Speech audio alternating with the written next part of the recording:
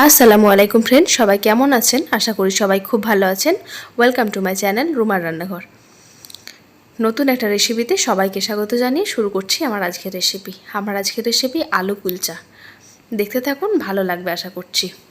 তো প্রথমেই আলু কুলচা বানানোর জন্য আমি একটু টক দই নিয়েছি, যেটার পরিমাণ আছে 150 গ্রাম। দিয়ে দিচ্ছি হাফ চামচ পরিমাণ বেকিং সোডা আর 1.5 চামচ পরিমাণ বেকিং পাউডার। দিয়ে এটাকে কিছুক্ষণ রেখে দেবো যাতে এটা বেশ ফুলে ফেপে ওঠে। দেখুন 150 গ্রাম দইটা কত সুন্দরভাবে ফুলে গেছে। 2 থেকে 3 মিনিট মতো রাখলেই এই কাজটা হয়ে যাবে।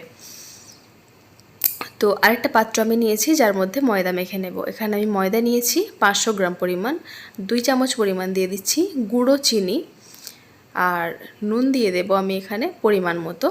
এবার এই উপকরণগুলো একটু ভালো মতো মিশিয়ে নেব। আপনারা চাইলে চিনিটা কিন্তু গুঁড়ো না করেও ব্যবহার করতে পারেন। যদি গুঁড়ো করে ব্যবহার করেন তাহলে কিন্তু খুব সুন্দরভাবে ভিজে যায় তাড়াতাড়ি। এবার আমি টক দইটা একটু ফেটিয়ে নিয়ে দিয়ে নিচ্ছি। এবার টক দইটার সাথে ময়দাটা ভালো করে হাতে করে মেখে নেব, একদম ঝুড়ো ঝুড়ো করে মেখে নেব। দিয়ে দিচ্ছি এখানে 2 চামচ পরিমাণ চা চামচের সাদা তেল। এর থেকে বেশি সাদা তেল দেওয়া যাবে না, তাহলে কিন্তু কুলচাগুলো খাস্তা হয়ে যাবে, একদমই কিন্তু নরম বা সফটনেস ভাবটা থাকবে না। এবার এই উপকরণগুলো একটু হাতে করে ভালো করে মিশিয়ে নিয়ে তারপরে আমি পানি দেব, একদম নরম একটা ডো তৈরি করে নেব।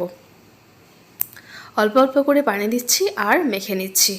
তো চেষ্টা করবেন ডোটা একটু নরমভাবেই মেখে রাখার, যাতে করে কুলচাগুলো খুব সুন্দর নরম হয়। আর দইটা দিয়েছি বেকিং পাউডারের সাথে, যাতে করে ময়দাটা আরেকটু ফুলে ফেপে উঠতে পারে, ভালো রকমভাবে ফার্মেন্ট হতে পারে।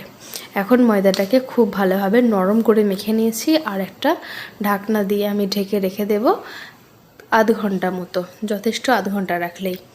মুখটাকেও বন্ধ করে নিয়েছি যাতে করে বাষ্পটা ভেতরের বেরিয়ে না যেতে পারে, যাতে করে খুব সুন্দর ময়দা ডোটা রেডি হয়ে যায়। তো প্রায় 40 মিনিট পর আমি ফিরে এলাম আর দেখুন ময়দাটা কতটা নরম হয়েছে আর কতটা সুন্দরভাবে ফার্মেন্ট হয়ে গেছে।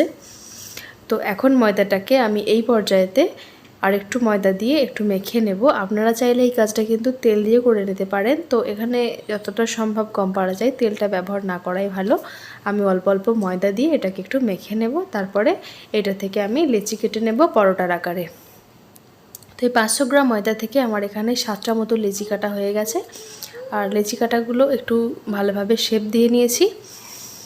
আর এখন এটাকে একটা কাপড় দিয়ে আমি ঢেকে রেখে দেব, যাতে করে ওপর থেকে ড্রাই না হয়ে যায়। কুলচার জন্য আমি ভেতরের পুরটা রেডি করে নেব। তার জন্য 2টো মিডিয়াম সাইজের সেদ্ধ আলু আমি একটু গ্রেড করে নিয়েছি, আপনারা চাইলে ম্যাশ করেও নিতে পারেন। আর এই কুলচার জন্য একটা মিডিয়াম সাইজের পেঁয়াজ দেব। পেঁয়াজটা বেশি দেব না, পেঁয়াজটা বেশি হলে কিন্তু তা থেকে পানি ছাড়তে পারে। ঝালের জন্য দিয়ে দিচ্ছি কয়েকটা কাঁচা লঙ্কা কুচি আর দেব ধনেপাতা কুচি।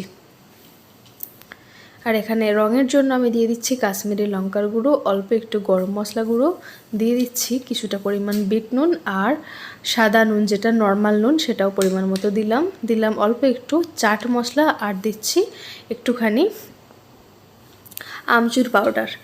আর এখানে দিয়ে নিলাম অল্প একটু আদা গ্রেড করে নেওয়া। এখানে কিন্তু রসুন লাগবে না, শুধু আদা দিতে হবে গ্রেড করে নিয়ে, আপনারা থেতো করে নিয়েও দিতে পারেন। এবার হাতে করে খুব ভালোভাবে মিশিয়ে নিচ্ছি। এখন আমার খুব ভালোভাবে মেখে নেওয়া হয়ে গেছে, আমি চলে যাব কুলচাগুলো রেডি করে নিতে। তো অলরেডি 2টো ময়দার বা লেচির ভেতরে আমার পুর ভরা হয়ে গেছে। আমি দেখিয়ে নিচ্ছি আর একটা ময়দার লেচির ভেতরে পুরটা কিভাবে ভরে নিতে হবে। এভাবে হাতের সাহায্যে একটু চ্যাপটা করে একটু বাটির মতো বা প্লেটের মতো শেপ দিয়ে নিতে হবে। তারপরে ভেতরে এভাবে আলুর পুরটা দিয়ে খুব সুন্দরভাবে কিন্তু এটাকে শেপ দিয়ে নেওয়া যাবে, কোনো প্রবলেম হবে না। এই ময়দাটা এতটাই নরম আছে, সুন্দরভাবে শেপটা দিয়ে নেওয়া যাবে।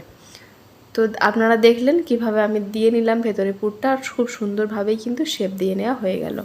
পরোটার যে সাইজ সেই সাইজেই আপনারা করে নেবেন, তাহলে কিন্তু কুলচার সাইজগুলো খুব সুন্দর আসবে। তো এই একই রকমভাবে আমি সবগুলো করে নিয়েছি এখানে। আর 2টো মিডিয়াম সাইজের আলু আর 7টা কুলচার জন্য একদম পারফেক্ট, একটু বাড়বেও না কমবেও না। দেখুন আপনারা দেখতে পাচ্ছেন আলুর পাত্রটাতে একদম কিন্তু পারফেক্টভাবে 7টা কুলচার ভেতরে পুরগুলো ভরে নেওয়া হয়ে গেছে। তো এখন সবগুলো কুলচা আমার পুর ভরা রেডি করা হয়ে গেছে।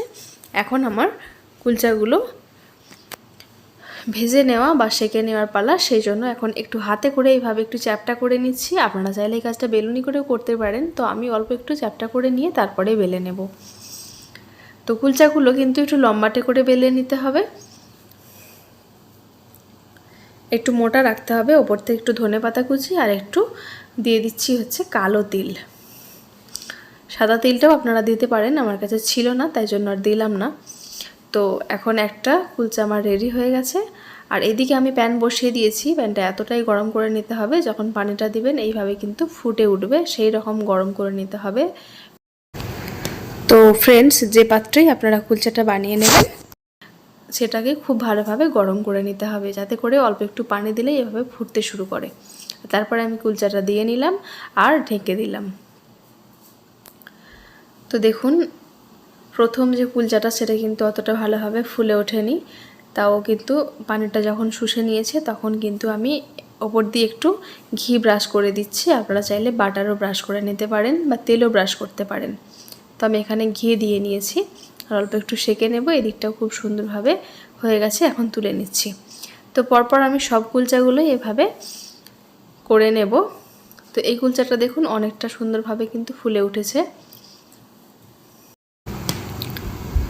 তো একই রকমভাবে আমি কুলচাগুলো বানিয়ে নিচ্ছি সবগুলো। প্রথমের কুলচাটা না ফুললেও কিন্তু শেষেরগুলো আশা করছি খুব ভালোভাবেই ফুলে উঠবে পানির মধ্যেই। তো তারপরে ফুলে ওঠার পরে তেল, বাটার বা ঘি যা কিছু আপনারা ব্রাশ করে নিতে পারেন। আর এই কুলচা কিন্তু যে কোনো তরকারির সাথেই আপনারা সার্ভ করে নিতে পারেন। ছোলার ডালের তরকারি কিংবা পনিরের তরকারি, আলুর দম, যে কোনো তরকারির সাথেই আপনারা সার্ভ করে নিতে পারবেন। আর এইটা কুলচাটা বানানো কিন্তু খুব একটা কঠিন ব্যাপার কিছু না। আপনারা চাইলে আলু কুলচা নাও বানাতে পারেন, চাইলে পনির দিতে পারেন বা চিকেনও দিতে পারেন। তো এই ছিল আমার আজকের রেসিপি। কেমন লাগলো আপনাদের কাছে? যদি ভালো লেগে থাকে অবশ্যই চ্যানেলটাকে সাবস্ক্রাইব করে দেবেন, লাইক কমেন্ট শেয়ার করবেন। আর কুলচাগুলো কতটা সফট হয়েছে দেখে বুঝতে পারছেন। তো ফ্রেন্ডস, আপনারা ভালো থাকবেন, সুস্থ থাকবেন, সাবধানে থাকবেন।